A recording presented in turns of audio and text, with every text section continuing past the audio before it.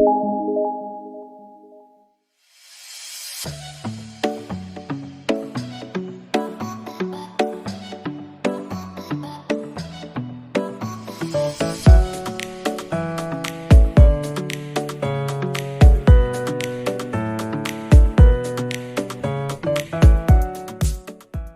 mana popularitas ChatGPT, layanan chatbot AI besutan OpenAI sudah sampai ke rumah ibadah. Pekan lalu, sebanyak 300 umat Kristen berkumpul di gereja yang sudah terotomatisasi dengan ChatGPT.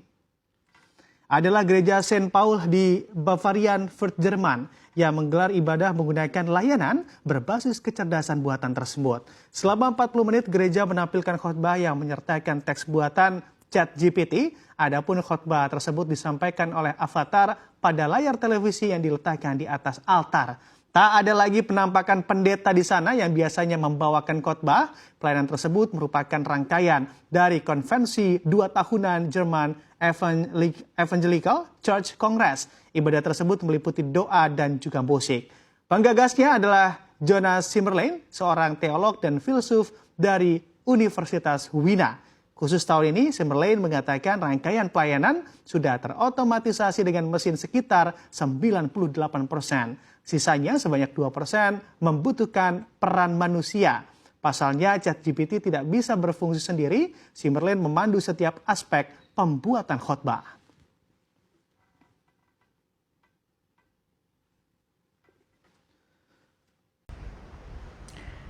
Puji Tuhan. Iya, Anda sudah menyaksikan tadi satu potong video dari CNBC. Iya, ini yang akan kita bahas secara singkat saja. Iya, Shalom semua, gracious people. Apa kabar Anda? Saya percaya Anda baik-baik saja saat ini. Saat Anda mendengarkan video ini, kita sedang ada dalam intermezzo. Ya, betul, intermezzo. Ada sedikit cooling down dari apa yang selama ini kita bahas dalam Embun Pagi, Tires Flow, 3MWT. Apa itu?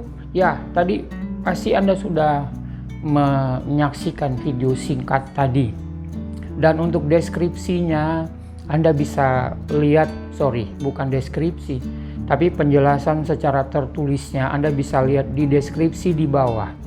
Untuk Anda bisa dapat gambaran jelas. Ya, saat ini kita mau melihat ini bukan tantangan saudara, tetapi peringatan. Ya, kenapa saya bilang ini bukan tantangan? Ya, karena kalau dibilang tantangan, berarti kita sudah menjalankan dan ada hal-hal yang menjadi perintang, kita bilang tantangan. Tetapi yang menjadi pembahasan kita dari video tadi, ini bukan tantangan, tetapi peringatan. Ya, ada satu peringatan bagi kita bahwa kita sudah berada di hari-hari akhir. Ya, kita akan berhadapan bukan hanya dengan manusia. Ya, nanti akan ada ayat yang mendasarinya, tapi saya mau memberi gambaran kepada Anda bahwa hal ini dalam Giacomo Channel sudah dibahas, yaitu 3 bulan yang lalu. Bagi Anda yang ingin mengikuti pengantarnya atau sesuatu yang menjadi dasar dari video tadi sampai akhirnya terjadi, dan hal itu terjadi kurang lebih tanggal 9 Juni lalu.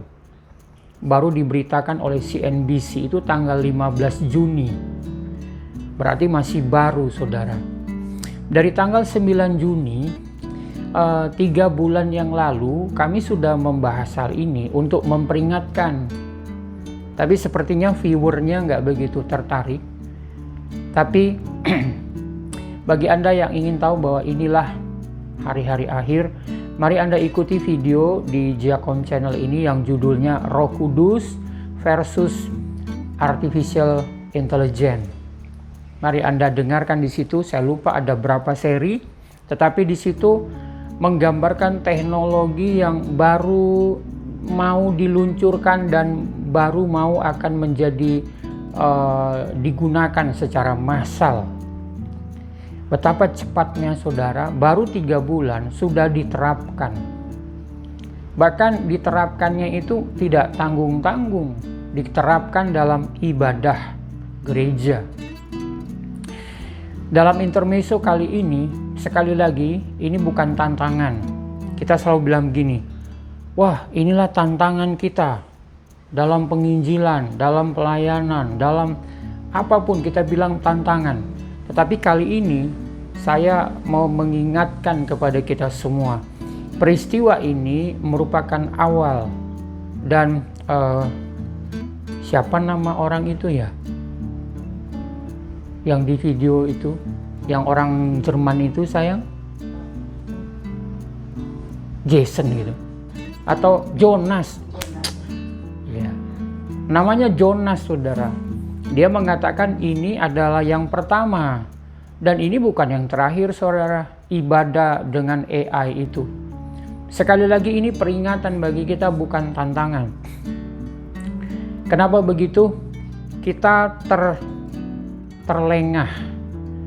Dan ayat yang nanti akan dibacakan itu merupakan peringatan karena ada poin di atasnya yang tidak kita lakukan secara massal. Tetapi kita sempitkan hanya orang-orang tertentu yang melakukan itu. Dan akhirnya ini merupakan awal, dan nanti ayat yang akan kita baca itu akan menjadi massal ya. Dan saya percaya tidak lama lagi. Contohnya teknologi ini baru diluncurkan dan baru dipublikasikan itu kurang lebih dari 3 bulan lalu ya. Dan kami sampaikan, dan 3 bulan kemudian sudah dipakai. Jangan Anda berpikir ini tidak akan cepat bergerak saudara, akan cepat. Contoh, Google mengatakan di akhir 2023 akan diterapkan semua sistem AI itu kepada semua platform yang menggunakan Google. Itu baru bulan lalu disampaikan. Dan belum sampai 2 bulan sudah ada ternyata yang menjadi pengguna dari Google, salah satunya itu Intel. Apa yang dilakukan dengan mereka? Mereka meluncurkan produk laptop yang akan terus menggunakan sistem ini. Dalam Intel mereka, prosesor mereka akan menanamkan juga generate AI. Tetapi mereka mengerti AI yang dimaksudkan oleh Google itu belum launching secara utuh saudara. Tetapi Intel sudah melihat ada celah ketidakamanan. Makanya mereka menggunakan AI ini disematkan dalam prosesor Intel mereka nanti yang terbaru. Mereka menaruh AI itu hanya untuk PC yang dipakai oleh konsumen mereka. Sudah ada antisipasi. Saya tidak tahu begitu masuk 2024 saya nggak mengerti apakah akan jadi bagaimana. Tetapi saya beri pesan sebagai peringatan bagi kita. Inilah yang dipakai oleh iblis, memakai semua perangkat seperti ular yang dipakai di Taman Eden untuk mempengaruhi manusia, untuk tidak tergantung kepada Allah, untuk makin lama makin terpisah jauh dari Allah. Saya pernah katakan, ternyata bukan sesuatu hal yang bohong. Saya bersyukur Roh Kudus menginspirasikan itu 3 bulan yang lalu, dan sekarang terjadi di Jerman. Bahkan tanggapan orang-orang ada 2 macam. Nanti Anda baca di deskripsi ya. Ada seorang, ini ceritanya itu ibadah para pendeta untuk bagaimana pengembangan pelayanan mereka. Anda bisa baca di situ. Ada orang yang umurnya 54 tahun menanggapi bahwa avatar yang berbicara melalui chat GPT itu. Jadi dia berkhotbah, bahkan main musik dan segala macamnya, tidak memerlukan orang lagi, saudara. Tetapi hanya perlu satu, si Jonas ini, ya harus ada yang mengoperasikan kan laptop atau perangkat itu. 98% tidak membutuhkan manusia, tinggal 2% orang yang mengaplikasikan itu. Bahkan yang di mimbar itu dikatakan ditaruh layar besar, saya pernah katakan itu, ditaruh layar besar itu avatar. Nah, avatar itu makin lama akan makin sama dengan tampilan manusia. Kita sudah lihat kan film-film fantasi, makin lama tidak membutuhkan lagi para aktor. Sama seperti ini, lama-lama tidak lagi membutuhkan para pendeta. Peringatannya begini, saudara. Kalau Anda tidak mengaktifkan atau Anda mau bekerja bersama dengan Roh Kudus, khotbahmu atau pengajaranmu itu lama-lama orang tinggalkan. Kenapa begitu?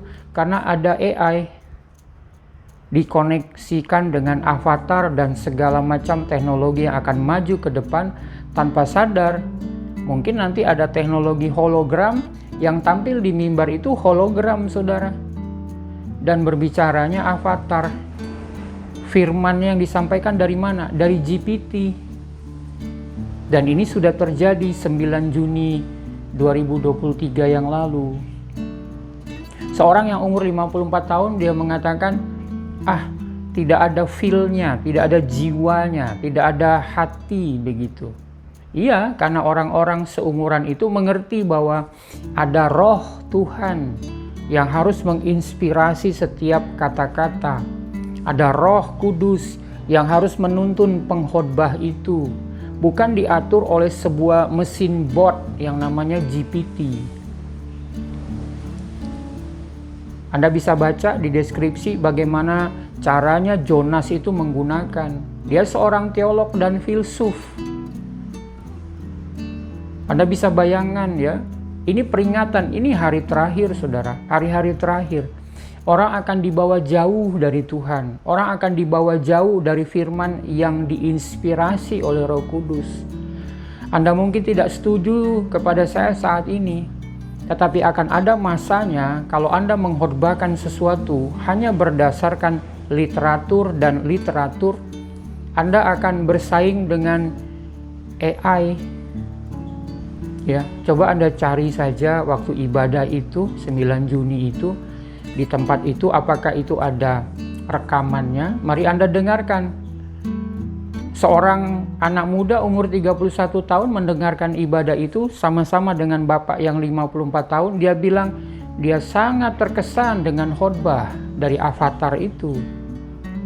Kenapa? Generasi yang berbeda. Anda bisa bayangkan bagaimana generasi yang lahir di tahun 2000. Mereka akan amat terpesona dengan ibadah AI ini. Dan semua tidak ada Roh Kudus di dalamnya. Tetapi mereka pelan-pelan mereka bisa memilih. Mereka memilih apa yang mereka mau dengar. Mereka tidak memilih yang menegur dengan dasar kebenaran dari Allah. Tapi mereka memilih apa yang mereka mau dengar. Itu hasilnya nanti. Tapi dibuka, pintunya terbuka dari ibadah AI ini, teknologi ini. Sekali lagi saya mengingatkan, mari biasakan hidupmu dengan Roh Kudus. Nggak usahlah berdebat lagi begitu loh. Apakah karunia Roh Kudus bagaimana, sekarang bagaimana, bahasa roh bagaimana, baptisan roh bagaimana. Mari kita belajar Roh Kudus, saudara. Karena teknologi ini akan ditawarkan kepada generasi yang saat ini, generasi milenial, itu akan membuat mereka tidak membutuhkan roh, tidak membutuhkan Yesus malah. Seberapa hebat dan mampu Anda mengumpulkan semua literatur yang ada di seluruh dunia ini yang berhubungan dengan tema kekuatan iman dibandingkan teknologi AI. Itu yang dilakukan oleh Jonas. Dia memasukkan data informasinya itu, karena yang berkumpul itu 300-an lebih orang itu pendeta semua. Dia hanya memasukkan tema utama, tujuannya apa, arahnya kemana, dia masukkan saja di GPT itu, dan lahirlah sebuah khotbah yang dirangkum dari segitu banyak literatur yang datanya ada di internet. Ada seorang pengajar, saya pernah dengar gitu ya, beberapa tahun yang lalu, dia mengajar begitu. Ya, seorang dokter, dia mengajar begitu. Saya dengarkan gitu. Dan sering saya temukan kalimat atau inti begitu. Saya kayak pernah dengar itu. Saya renungkan, oh iya ya. Saya selama ini membaca Alkitab dengan bermacam-macam versi terjemahan. Dan ada bagian-bagian Alkitab versi terjemahan yang menjelaskan, ada tambahan keterangan di ayat, di kata, di kalimat. Dan pengajar itu merasa bahwa dia sudah baca banyak sekali buku literatur. Saya tidak, tapi saya banyak baca Alkitab. Terjemahan dengan macam-macam versi dan bahasa. 2 saja, Indonesia dan bahasa Inggris. Dia merasa dia sudah belajar banyak. Saya nggak banyak baca buku, tapi banyak baca versi terjemahan Alkitab. Dan sekarang kita ditolong dengan keterangan. Ini contoh gambaran saudara. AI akan merangkumkan semua literatur yang ada di dunia ini tentang tema apa yang Anda ingin sampaikan. Saingan Anda bukan manusia sekarang, tapi robot. Nah, tinggal kalau sekarang Anda nggak mau mulai belajar bagaimana Roh Kudus beroperasi, menyusunkan, memilihkan kata di dalam pikiranmu, dan Roh Kudus memberikan hati bagaimana menyampaikan ini bagaimana, ya Anda akan, mohon maaf saudara, Anda akan terlibas dengan teknologi. Itulah yang saya bahas di video di Giacomo, Roh Kudus versus AI. Mari Anda dengarkan itu. Saya lupa berapa seri karena sudah 3 bulan lalu. Jonas bermaksud, dia menyusun khotbah di sini dan ibadah ini. Dia bilang, saya tidak bermaksud meniadakan pendeta, bukan, dia bilang, atau pengkhotbah, bukan, tetapi untuk membantu. Saya katakan, itulah bisikan iblis. Sepertinya tuh kayak menolong, tetapi di dalam pikiran manusia banyak yang bisa berkembang. Bahkan dia menjelaskan, ini bayangin ya, dari awal saja dia sudah pengertian tentang penggembalaan itu sudah keliru. Kenapa? Ya selama itu dia sebagai seorang teolog dan filsuf, dia kuliah di salah satu kampus, Anda lihat di deskripsi saja. Dia sudah salah mengerti seorang gembala itu harus bagaimana. Dia merasa dengan AI ini menolong penggembalaan. Tidak bisa saudara. Gembala itu tetap manusia, bukan robot, bukan kecerdasan buatan. Dia merasa, dia menawarkan AI ini bisa dipakai untuk menemukan sermon berikutnya atau khotbah-khotbah yang mau Anda sampaikan. Iya, karena hanya seneng tema khotbah itu, apa yang lagi menjadi viral itu dimasukkan di GPT. Apa tujuan Anda masukkan. Targetnya siapa Anda masukkan, tersusunlah khotbah. Dia berpikir ini menolong para pendeta untuk khotbah-khotbah misalnya hari Minggu. Jadi katanya pendeta atau gembala itu bisa melayani jemaat secara langsung. Jadi untuk urusan khotbah hari Minggu sudah ada AI yang bikinkan. Itu bodoh saudara. Saya ngobrol dengan istri saya, Ibu Gembala. Saya bilang begini, oke, dia melayani jemaat, bisa kunjungan, bisa konseling dan segala macam. Begitu hari Minggu, yang khotbah bukan dia kan. Dan tidak ada rohnya kan yang khotbah. Jemaat yang mengembangkan dirinya mau mengenal Tuhan, mengenal Yesus, mengenal Roh Kudus, mengenal Bapa, bisa merasakan seperti Bapak yang umur 54 tahun itu di deskripsi Anda bisa baca. Dia akan merasa ini khotbahnya nggak ada hati, nggak ada jiwanya. Nggak. Akhirnya jemaatnya bilang, maaf Pak Pendeta, Pak Gembala, kenapa Bapak Gembala melayani saya begini, tapi khotbahnya kok feel atau roh atau spiritnya kok lain? Ya iyalah, yang nyusunkan robot, yang nggak punya jiwa, yang nggak punya hati. Peringatan bagi kita, saudara. Peringatan bagi kita. Dan pada ujungnya akan terjadi seperti 2 Timotius 4 ayat 3. Sebelum dibaca, 2 Timotius 4 itu di ayat 2-nya itu karena penginjilan itu tidak masif. Kenapa begitu? Iya, karena saudara, kita di benak kita penginjilan itu harus seorang penginjil. Penginjilan itu harus masuk sekolah misi. Penginjilan itu harus sekolah teologia. Saya katakan, saya mendukung orang-orang yang punya waktu dan punya biaya untuk sekolah teologia, bahkan untuk terjun di dunia misi. Saya setuju. Tapi pada waktu kita memahami firman secara sederhana, kami sudah bahas di Learn to Grow. Tanggal 11 Juni yang lalu, Anda ikuti videonya, hari Minggu, Learn to Grow, mengerti panggilanmu secara sederhana. Kalau ini kita terapkan, 2 Timotius 4 ayat 2 itu terlaksana, saudara. Supaya ayat 3-nya tidak terjadi. Tetapi apa yang ditulis Alkitab memang harus terjadi kan? Makanya saya katakan, ini peringatan. Kalau kita mengerti ini, biarlah ini jadi peringatan bagi kita untuk memasifkan gerakan penginjilan. Yang bagaimana? Yang sederhana. Dengarkan, Learn to Grow, mengerti panggilanmu secara sederhana. Boleh Ibu Gembala bacakan dulu langsung aja ya.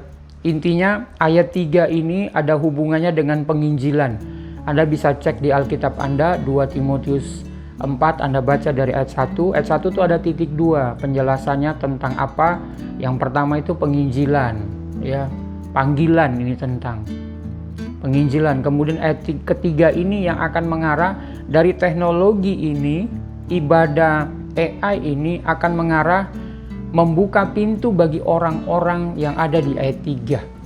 Silakan. Ibu Gembala boleh baca 2 Timotius 4 ayat yang ketiga. Yang pertama firman Allah yang hidup. Betul ya? Iya. Nah, setelah firman Allah yang hidup baru baca terjemahannya Amplified Bible ayat yang ketiga ini. Silakan Ibu Gembala. 2 Timotius 4 ayat yang ketiga, versi firman Allah yang hidup. Sebab akan tiba waktunya orang tidak mau mendengarkan kebenaran dan mencari guru-guru yang pengajarannya sesuai dengan selera mereka. Kita jeda dulu di situ ya. Anda perhatikan bahwa orang-orang akan mengumpulkan. Berarti bukan mereka datang, tetapi mereka fokusnya tuh mereka yang berkuasa, mereka yang bisa menentukan, mereka yang memilih. Pengajaran seperti apa yang mereka mau dengarkan saja. Dan sekarang kan makin banyak orang seperti itu dengan alasan pengajaran yang benar. Saya sudah beri gambaran itu di bermacam-macam embun pagi. Ada indikasinya, Anda dengarkan saja di embun pagi ya. Jadi mereka yang berkuasa mengumpulkan. Kalau mereka kumpulan orang-orang yang mengatasnamakan gereja, ya jadilah gereja itu hanya kumpulan para pengkhotbah-pengkhotbah yang mereka suka dengar. Jadi kekuasaan itu bukan dari hikmat Tuhan, tapi rasa mereka. Mereka mau memilih dan mengumpulkan. Sekarang Amplified Bible ayat 3. Karena waktunya akan tiba ketika orang tidak akan menoleransi doktrin yang sehat Tidak menoleransi doktrin yang sehat dan pengajaran yang akurat yang akurat. yang menantang mereka Nah, ini dalam kurung ya. Ya, Tolong kasih tahu Ibu Gembala kalau ada dalam kurung, bilang dalam kurung biar yang mendengar bisa mengerti. Yang akurat, maksudnya akurat itu apa? Coba dalam kurungnya bilang apa? dalam kurung yang menantang mereka dengan kebenaran Allah. Giacomo Channel selalu menantang Anda dengan kebenaran Allah loh. Saya mulai dari selalu saya singgung-singgung yang paling banyak kita sering lakukan adalah pungli, adalah pelicin, adalah salam tempel. Itu paling banyak kita lakukan dalam semua segi kehidupan kita. Giacomo Channel menawarkan ini loh kebenaran Allah. Ini loh kebenaran Allah menantang Anda untuk kehidupanmu. Lanjut. Tetapi ingin menggelitik telinga mereka dalam kurung. Nah, menggelitik telinga itu kalau Anda lihat film-film dulu-dulu ya. Ada filmnya Ateng, Ishak atau apa. Mereka kadang kayak apa ya, Benyamin atau apa begitu, korek-korek telinga pakai bulu ayam. Nah, kayak gitu tuh jadi enak gitu ya. Mungkin gambarannya begitu. Menggelitik dalam kurung apa? Dengan sesuatu yang menyenangkan. Dengan sesuatu yang menyenangkan. Terus Mereka akan mengumpulkan mereka akan lihat ya, mereka akan mengumpulkan. Terus banyak guru dalam kurung satu demi satu dikumpulin, dipilih untuk diri mereka sendiri, untuk memuaskan keinginan mereka sendiri, dan untuk mendukung kesalahan yang mereka pertahankan. Untuk mendukung apa? Mendukung kesalahan yang mereka pertahankan. Sebenarnya tindakan mereka itu ilegal, tetapi mengumpulkan para pengajar dan semua yang berkhotbah yang mendukung lewat firman, keilegalan mereka itu menjadi legal dan mereka suka mengumpulkan itu.